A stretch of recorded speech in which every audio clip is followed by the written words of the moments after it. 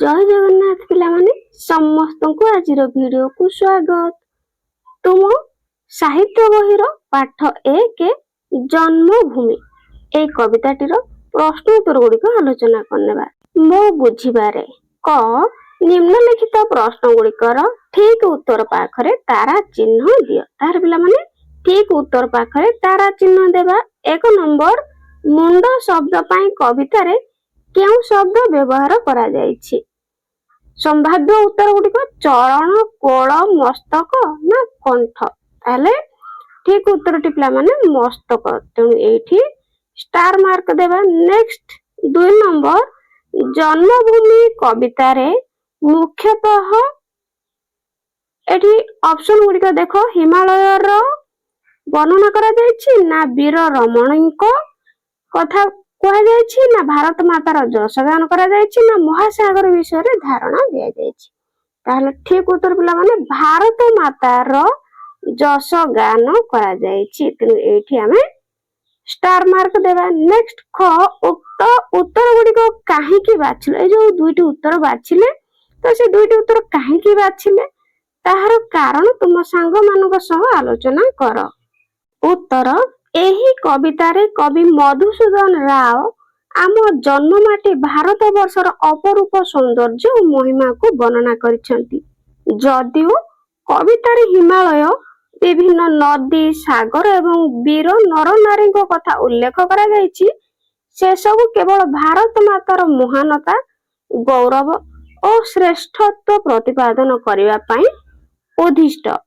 तेणु सामग्रिक भावरे देखिले एही कवितार मुख्य लक्ष्य हेउछि पवित्र भारत भूमि रही जसगान करिबा।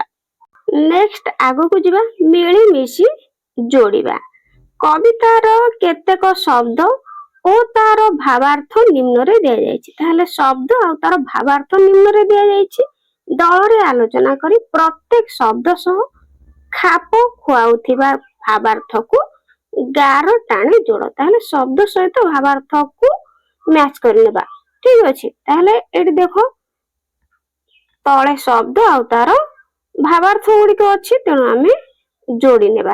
ठीक अछि। देखो एक रे हिमालय, ताहले पिला माने हिमालय आमे जोड़ीबा भारतर उत्तर सीमा रे व्यापी रहितिबा पर्वतमाला। तो एठी देखो पिला माने अछि लास्ट सहित, तेणु एठी तुय माने 1 को 10 सहित जोड़ी नेबो। नेक्स्ट देखो ब्रह्मपुत्र, तारे ब्रह्मपुत्र जोड़िबो। ताले एठी जोड़िबो पिला माने मुख्यतः अरुणाचल प्रदेश और आसाम दे बहि जातबा नदी, जहा कि शेष रे बंगोपसागर रे मिसिछि। ताहले एठी 8 सहित जोड़ी नेबो। ठीक अछि। नेक्स्ट द्रोण, ताहले द्रोण हेउछि पिला माने एठी जोड़िबो कौरव और पांडवंक गुरु। ठीक अछि। नेक्स्ट पिला माने सीता, ताहले एठी 4 नंबर सीता जोड़िबो, जे कि एठी देखो जनक राजांको एठी अछि। देखो सीता सहित जोड़िबो जनक राजांको दुहिता अर्थात झियो प्रभु श्री रामंको धर्म पत्नी, एमती जोड़ी नेबो। नेक्स्ट दिबा एठी देखो 5 रे अछि पिला माने गंगा, ताहले गंगा जोड़िबो जानिचो तुमे भारतर दीर्घतम आ पवित्र नदी। नेक्स्ट पिला माने 6 रे अछि चैतन्य, चैतन्य होछि एठी जोड़िबो गौड़ीय कोन वैष्णव मतवादर प्रचारक आ प्रसारक। नेक्स्ट पिला माने 7 रे पद्मिनी। ठीक अछि। ताहले पद्मिनी जोड़िबो एटा मेवार रो रानी, हला देखो एठी मेवार रो रानी और वीर रमणी, जहा कि 5 सहित। नेक्स्ट पिला माने अर्जुन, अर्जुन मध्ये तुमे जानिचो तृतीय पांडव, 1 सहित जोड़िबो। नेक्स्ट 9 रे भीष्म, भीष्म होचंती एठी जोड़िबो 3 सहित गंगा को पुत्र कौरव पांडव मानको पितामह। नेक्स्ट पिला माने 10 रे अछि वाल्मीकि, तुमे जानिचो संस्कृत रामायण रो रचयिता, हैला। एई भले तुमे माने गार टाणी नबो शब्द ସହିତ ଭାବାର୍ଥ ଗୁଡିକର ହେଲା। ନେକ୍ସଟ ପିଲାମାନେ ଆଗକୁ ଯିବା। ପଦ୍ୟାଂଶକୁ ଆଲୋଚନା କର। ତାହେଲେ ନିମ୍ନଲିଖିତ ପଦ୍ୟାଂଶକୁ ମନ ଦେଇ ପଢ ଓ ଏହାର ଭାବାର୍ଥକୁ ସାଙ୍ଗମାନଙ୍କ ସହ ଆଲୋଚନା କରି ତାର ସାରାଂଶକୁ ଲେଖ। ତାର ପିଲାମାନେ ଏଇଠି ଏଇ କବିତାଟିର ସାରାଂଶ ଲେଖିବା। ଦେଖ କବିତାଟି ହଉଛି, ଏଇଠି ପିଲାମାନେ ପଦ୍ୟାଂଶଟି ହେଉଛି, ତୁହି ମା ଜନ୍ମଭୂମି ପବିତ୍ର ଭାରତ ଭୂମି, ତୋହରି ସନ୍ତାନ ଆମେ ଅଟୁ ସରବେ, ତୋର ଶ୍ରୀଚରଣ ସେବା ପାଇଁ ମନ ପ୍ରାଣ ଦେବା, ଗାଇବା ତୋହର ନାମ ଆନନ୍ଦ ରବେ, ତୋ ଆନନ୍ଦେ ହୋଇବା ସୁଖୀ, କାନ୍ଦିବା ଦୁଃଖରେ ତୋର ହୋଇଣ ଦୁଃଖୀ। ତାର ପିଲାମାନେ ଏଇ ପଦ୍ୟାଂଶଟିର ଆମେ ଭାବାର୍ଥକୁ ଲେଖିବା। ଉତ୍ତର, ଉକ୍ତ ପଦ୍ୟାଂଶଟି ଭକ୍ତ କବି ମଧୁସୂଦନ ରାଓଙ୍କ ରଚିତ ଜନ୍ମଭୂମି କବିତାରୁ ଆସିଅଛି। ଏଠାରେ କବି ଆମର ପବିତ୍ର ଜନ୍ମମାଟି ଭାରତ ବର୍ଷକୁ ମାତା ରୂପେ ବର୍ଣ୍ଣନା କରିଛନ୍ତି। ଆମେ ସମସ୍ତେ ଭାରତବାସୀ ହେଉଛି ଏହି ମହାନ ଭାରତ ମାତାର ସନ୍ତାନ। ମାତୃଭୂମିର ଶ୍ରୀ ଚରଣରେ ସେବା କରିବା ପାଇଁ ଆମେ ନିଜର ମନ ଓ ପ୍ରାଣ ବଳିଦାନ ଦେବା ଉଚିତ। ଆମେ ସମସ୍ତେ ଆନନ୍ଦର ସହିତ ମିଳିମିଶି ଆମ ଜନ୍ମଭୂମିର ନାମ ଓ ଯଶ ଗାନ କରିବା। ଦେଶର ଉନ୍ନତି ତଥା ଆନନ୍ଦରେ ଆମେ ପ୍ରକୃତ ସୁଖ ଅନୁଭବ କରିବା। ସେହିପରି ଦେଶର ଦୁଃଖ ବା ବିପଦ ସମୟରେ ଆମେ ମଧ୍ୟ ଦୁଃଖୀ ହୋଇ ତାର ସାମ୍ନା କରିବା ବୋଲି କବି ଏଠାରେ ଶିକ୍ଷା ଦେଇଛନ୍ତି। ପିଲାମାନେ ଆଗକୁ ଯିବା। ବୁଝି ବିଚାରି ଲେଖ। ତାହେଲେ କ ଜନ୍ମଭୂମି କବିତାଟିକୁ ପଢି ପ୍ରଶ୍ନ ଗୁଡିକର ଉତ୍ତର ଦିଅ। 1 ନମ୍ବର, କବିତାରେ ବର୍ଣ୍ଣିତ ବୀରା ରମଣୀ ମାନଙ୍କ ନାମ ଲେଖ। ତାହେଲେ ପିଲାମାନେ ଜନ୍ମଭୂମି କବିତାରେ ବର୍ଣ୍ଣିତ ବୀରା ରମଣୀ ମାନେ ହେଲେ ଲେଖିବ ସୀତା, ଠିକ ଅଛି, ସାବିତ୍ରୀ, ପଦ୍ମିନୀ, ପଦ୍ମିନୀ ଓ ଦୁର୍ଗାବତୀ। ଏମାନେ ସବୁ ବୀରା ରମଣୀ ଆମ ଜନ୍ମଭୂମି କବିତାରେ ଏଇମାନଙ୍କର ନାମ ବର୍ଣ୍ଣିତ ହୋଇଛି। ନେକ୍ସଟ 2 ନମ୍ବର ଦେଖ, ଭାରତର କୋଟିରେ କେଉଁ ପର୍ବତମାଳା ଶୋଭା ପାଉଛି? ଉତ୍ତର ଲେଖିବ ଭାରତର କୋଟିରେ ବିନ୍ଧ୍ୟ ପର୍ବତମାଳା ଶୋଭା ପାଉଛି। ବିନ୍ଧ୍ୟ ପର୍ବତମାଳା ଶୋଭା ପାଉଛି। 3 ନମ୍ବର, କାଳିଦାସ କିଏ? ତାଙ୍କ ରଚିତ ଗୋଟିଏ କାବ୍ୟର ନାମ ଲେଖ। ତାହେଲେ ପିଲାମାନେ କାଳିଦାସ କିଏ? କାଳିଦାସ ହେଉଛନ୍ତି ଆମର ସଂସ୍କୃତ ଭାଷାର ମହାନ କବି। ଲେଖିବ କାଳିଦାସ ସଂସ୍କୃତ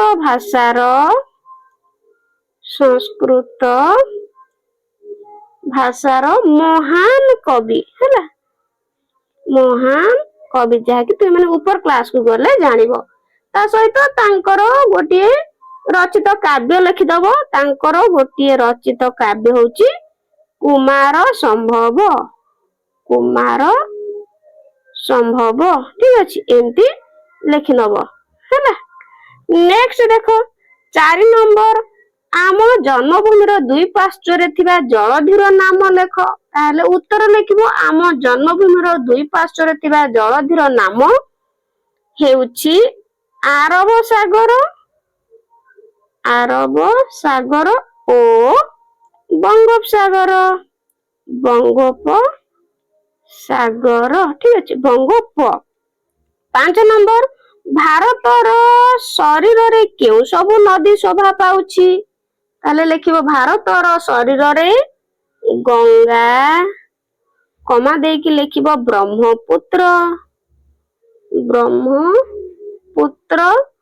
ଓ ସିନ୍ଧୁ ନଦୀ ଶୋଭା ପାଉଛି ହେଲା।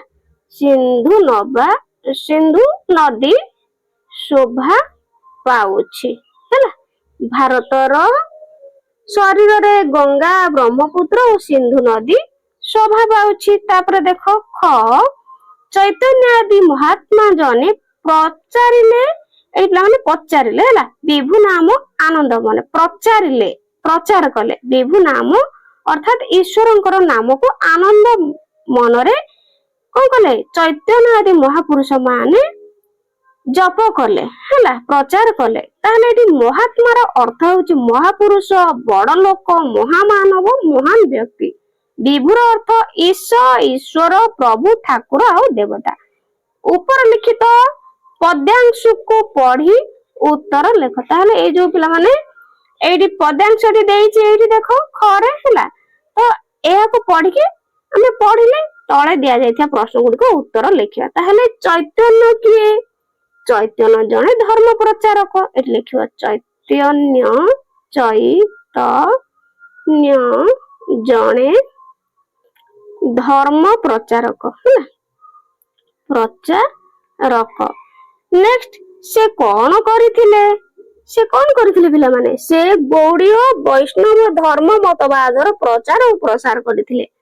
ଲେଖିବ ସେ ଗୌଡୀୟ ହେଲା ବୈଷ୍ଣବ ଧର୍ମ ମତବାଦର ପ୍ରଚାର ଓ ପ୍ରସାର କରିଥିଲେ। ଏମିତି ଲେଖିନେବ। ନେକ୍ସଟ, ତାଙ୍କୁ ମହାତ୍ମା କାହିଁକି କହିବା? ତାହେଲେ ଉତ୍ତର, ଏହି ପବିତ୍ର ଭୂମିରେ ଭକ୍ତି ରସର ପ୍ଲାବନ ସୃଷ୍ଟି କରିଥିବାରୁ ତାଙ୍କୁ ମହାତ୍ମା କହିବା। ଲେଖିବ ଏହି ପବିତ୍ର ଭୂମିରେ ଭକ୍ତି ରସର ପ୍ଲାବନ, ପିଲାମାନେ ପ୍ଲାବନ ଲେଖିବ ହେଲା, ଏଠି ପ୍ଲାବନ ସୃଷ୍ଟି କରିଥିବାରୁ ତାଙ୍କୁ ମହାତ୍ମା କହିବା। ବୁଝିଗଲା? ତାହେଲେ କବିତାର ରଚନା ଶୈଳୀ। ବିନ୍ଧ୍ୟଗିରିବର କଟିରେ ଗଙ୍ଗା ଆଦି କେତେ ନଦୀ ଶୋଭେ ଶରୀରେ। ଉକ୍ତ ପଦ୍ୟାଂଶ ପରି ତୁମକୁ ଭଲ ଲାଗୁଥିବା ଆଉ କିଛି ପଦ୍ୟାଂଶ କବିତାରୁ ବାଛିକି ଲେଖିବ। ତାହେଲେ ମୁଁ ଏଇଠି ଦେଖ କବିତାର ପଦ୍ୟାଂଶ ଦୁଇଟି ଲେଖି ଦଉଛି, ତୁମେ ମାନେ ଲେଖିପାରିବ। ତାହେଲେ ଲେଖିବ ଏଠି, ମତେ ଭଲ ଲାଗୁଥିବା ଏହି କବିତାର ଅନ୍ୟ ଏକ ସୁନ୍ଦର ପଦ୍ୟାଂଶ ଦୁଇଟି ଧାଡି ହେଲା, ଏଠି ଲେଖିଦବ ଦୁଇଟି ଧାଡି ହେଲା, ହାଇପେନ ଦେଇକି ଲେଖିଦବ। ତୋ ଆନନ୍ଦେ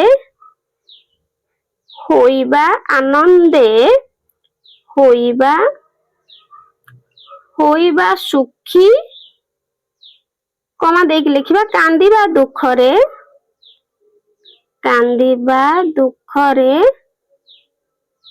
ତୋର ହୋଇଣ ଦୁଃଖୀ, ତୋର ହୋଇଣ ଦୁଃଖୀ। ତ ମୁଁ ଏଇଟା ଲେଖିଦେଇଛି, ତୁମେ ମାନେ ଆଉ କିଛି ମଧ୍ୟ ଲେଖିପାରିବ କବିତାରୁ ବାଛିକି, ଠିକ ଅଛି? ନହେଲେ ଏଇଟାକୁ ଲେଖିଦବ। ନେକ୍ସଟ ପିଲାମାନେ ଦେଖ, ମେଳ କର। ତାହେଲେ ଯୋଗ କରିବା, ଦେଖ ମେଳ କରିବା। କ ସ୍ତମ୍ଭର କବିତାଂଶ ସହିତ ଖ ସ୍ତମ୍ଭର ଭାବାର୍ଥକୁ। ତାହେଲେ କବିତାଂଶର ଭାବାର୍ଥ ସହିତ ଆମେ କଣ କରିବା? ମ୍ୟାଚ କରିବା, ଠିକ ଅଛି?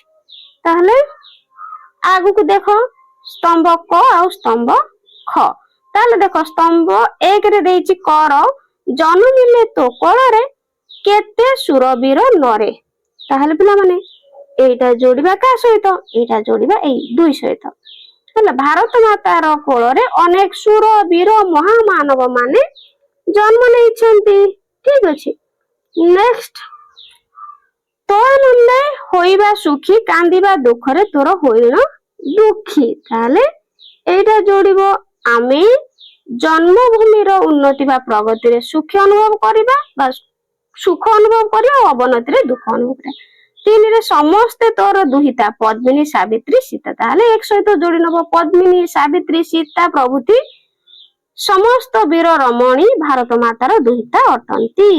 ଆଗକୁ ଯିବା ଅନୁମାନ ଓ କଳ୍ପନାରୁ।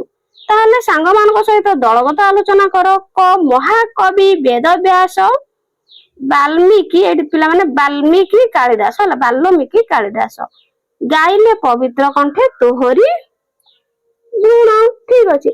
ତାହେଲେ ଏଠି ପ୍ରଶ୍ନ ଆଇରେ ପଚାରୁଛି, କେଉଁମାନଙ୍କୁ ମହାକବି ଆଖ୍ୟା ଦିଆଯାଇଛି? ତାହେଲେ ଏଇଠି ଦେଖ ପିଲାମାନେ ଅଛି ମହାକବି କିଏ? ବାଲ୍ମୀକି ଆଉ କାଳିଦାସ। ତେଣୁ ଲେଖିବ ଏଠି, ତାହେଲେ ଉତ୍ତର ଲେଖିବ ବ୍ୟାସଦେବ, ହେଲା ବ୍ୟାସଦେବ ବାଲ୍ମୀକି ଓ କାଳିଦାସଙ୍କୁ ହେଲା ମହାକବି ଆଖ୍ୟା ଦିଆଯାଇଛି। ମହାକବି ଆଖ୍ୟା ଦିଆଯାଇଛି ଏମିତି ଲେଖିବ। 2 ନମ୍ବର ଦେଖ ଏଇଠି ପଚାରିଛି ସେମାନଙ୍କ ଲିଖିତ ଗ୍ରନ୍ଥର ନାମ ଉଲ୍ଲେଖ କର। ତାହେଲେ ପିଲାମାନେ ଲେଖିବ ବ୍ୟାସଦେବ କଣ ଲେଖିଥିଲେ ଆଗେ ଲେଖିବ ବ୍ୟାସଦେବ ହାଇପେନ୍ ଦେଇକି ଲେଖିବ ବ୍ୟାସଦେବ ପିଲାମାନେ କଣ ଲେଖିଥିଲେ ନା ସଂସ୍କୃତ ମହାଭାରତ ହେଲା ସଂସ୍କୃତ ମହାଭାରତ ହେଲା। ତାପରେ ପିଲାମାନେ କିଏ ଥିଲେ ନା ବାଲ୍ମୀକି। ତାହେଲେ ବାଲ୍ମୀକି ଲେଖିବ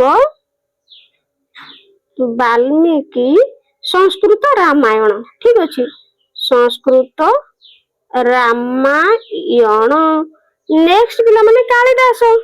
ତାହେଲେ କାଳିଦାସ କଣ ଲେଖିଥିଲେ ପିଲାମାନେ ଅଭିଜ୍ଞାନ ଶାକୁନ୍ତଳମ୍ ଲେଖିବ ଅଭିଜ୍ଞାନ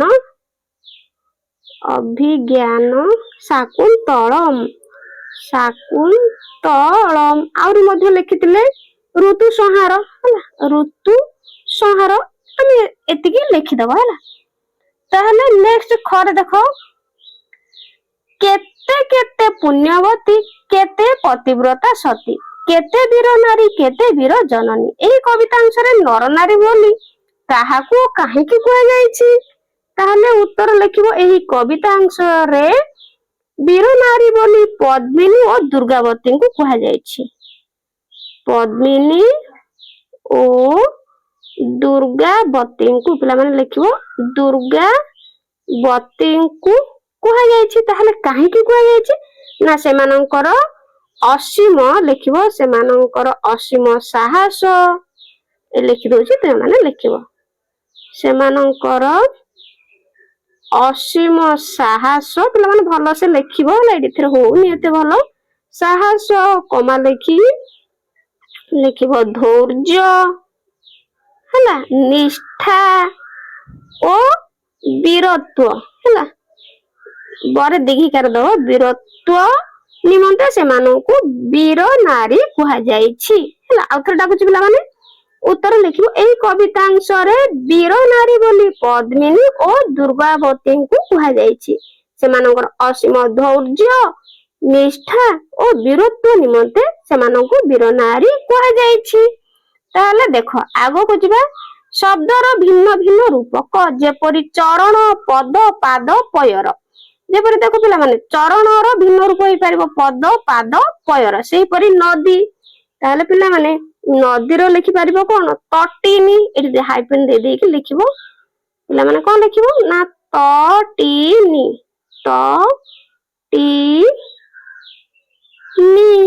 ସେଇଭଳି ଆହୁରି କଣ ଲେଖିପାରିବ ନିର୍ଝରିଣୀ ହେଲା ନିର୍ଝରିଣୀ ଆହୁରି କଣ ଲେଖିପାରିବ ନା ଆହୁରି ଲେଖିପାରିବ ପିଲାମାନେ ସରିତ ହେଲା ନଦୀର ଲେଖିପାରିବ ସରିତ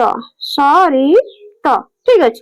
ସେଇଭଳି ଭୂମିର ତାହେଲେ ଭୂମିର ତୁ ମାନେ ଜାଣିଥିବ ବହୁତ ଭୂମିର ଲେଖିପାରିବା ମାଟି ଭୂଇଁ ହେଲା ଆହୁରି ଲେଖିପାରିବା ଭୂପୃଷ୍ଠ ଧରଣୀ ଏମିତି ଲେଖିପାରିବା। ନେକ୍ସଟ ଜନନୀଙ୍କର ତୁମେ ଜାଣିଥିବ ମାତା ହେଲା ଆଉ ଜନ୍ମଦାତ୍ରୀ ଆହୁରି ଲେଖିପାରିବା କଣ ଲେଖିବା ପିଲାମାନେ ମା ଲେଖିପାରିବା ଏମିତି ମାତା ଏଠି ମାତା ମା ଲେଖିଦେଇଛି ତାପରେ ଜନନୀ ଆଉ ଜନିତ୍ରୀ ମଧ୍ୟ ଲେଖିପାରିବ ଜନିତ୍ରୀ ହେଲା ଜନିତ୍ରୀ ଏମିତି ଲେଖିପାରିବ। ତାପରେ ପିଲାମାନେ ଦୁହିତା ତାହେଲେ ଦୁହିତାର ଲେଖିପାରିବ ବହୁତ ସହଜ କନ୍ୟା ଝିଅ ହେଲା ଆଉ ପୁତ୍ରୀ ଲେଖିପାରିବ ଏମିତି ଲେଖିନେବ। ନେକ୍ସଟ ଆଗକୁ ଯିବା କଣ ଅଛି ଦେଖିବା କବିତାରେ ବ୍ୟବହୃତ ଗିରିବର ଶବ୍ଦରେ ବର ଅର୍ଥ ପିଲାମାନେ କଣ ଶ୍ରେଷ୍ଠ ଏହି ଅର୍ଥକୁ ଦୃଷ୍ଟିରେ ରଖ ଶବ୍ଦ ଶେଷରେ ବର ଲଗାଇ ନୂତନ ଶବ୍ଦ ଗୁଡିକ ଗଠନ କର।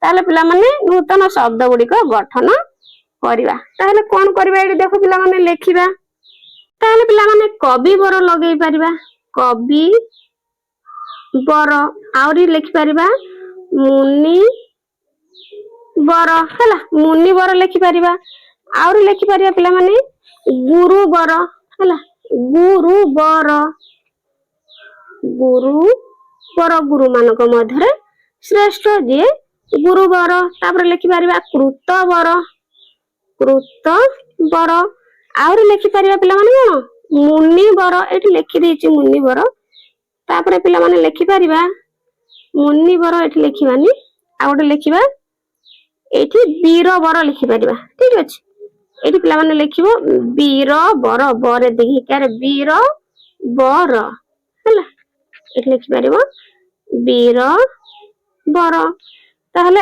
आ गोटे लिखिपर पर्वतबर हैला पर्वतबर ए भली तुम माने लिखि नब नेक्स्ट किछि भिन्न किछि समान ताहले कौन किछि भिन्न किछि समान देख निम्नलिखित पद को ध्यान सह पढ़ गाइले पवित्र कंठे तोहरी गुण जेते जही थिले मिली मानव गण गण गुण शब्द द्वारा केवल गोटे मात्रार भिन्नता अछि ना नहीं देख गुण गण केवल असकार मात्रार भिन्नता अछि फल तार अर्थ संपूर्ण रूपे बदली अछि तो संपूर्ण रूपे बदली अछि अर्थ तुम माने सांग मानक सह दलगत आलोचना करी एपरि शब्द गुडी को खातारे लेख ताहले देख जेमति कि देछि बणी हला बण बणी बस बेस तो से भलिया तुमे माने लिखि परिबो कळ कूळ एठी कहि दोछि लिखि नबो हला कळ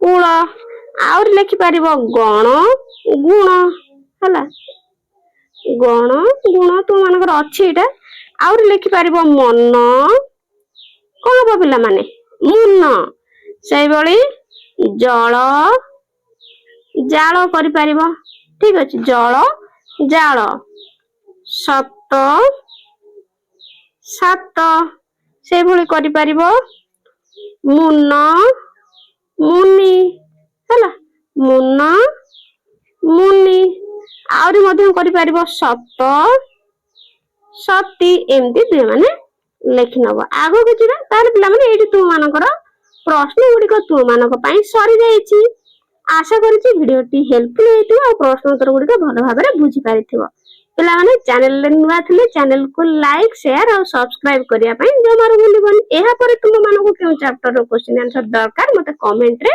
जणैबो आज पई रहउची थैंक यू।